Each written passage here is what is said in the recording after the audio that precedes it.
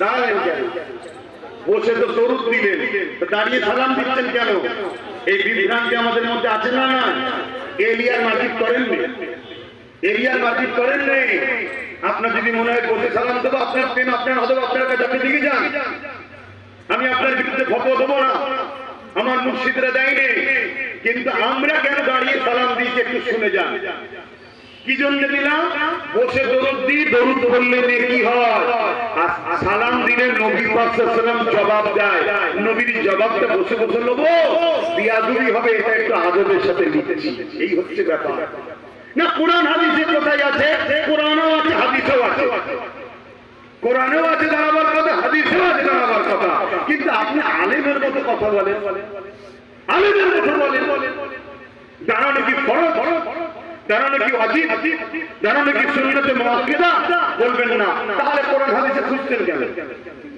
কোরআন হাদিসে খুঁজতে গেলে নিজেকে ফরজ বলে খুঁজতে হবে, ওয়াজিব বলে খুঁজতে হবে, সুন্নতে মুআক্কাদা বলে তখন বলতে হবে দলিল দাও। আমরা কেউ বলেছি দাঁড়ানোটা ফরজ, ওয়াজিব, সুন্নতে মুআক্কাদা না। আমরা বলেছি প্রেমের জন্য দিই ভাই, মুস্তাহাব জিনিস, বাড়াবাড়ি নয়। যার ভালো লাগবে সে দাঁড়িয়ে দেবে। কোরআন হাদিস বুঝাটাই তো মূর্খের পরিচয়, এক নম্বর। এরপরও কোরআন হাদিসে আছে আল্লাহ দরুদের বেলায় বলেছে সাল্লু, আর সালামের বেলায় বলেছে তাসলিমা। সবথেকে উত্তম ভক্তি, ভালোবাসা, আদবের সাথে সালাম দাও। জোরে বলুন সুবহানাল্লাহ। হাদিস শরীফে বাবুল আদব কিতাবুল কিয়াম, নবী পাকের সাহাবারা দাঁড়িয়ে দাঁড়িয়ে সালাম দিয়েছেন। জোরে বলুন সুবহানাল্লাহ।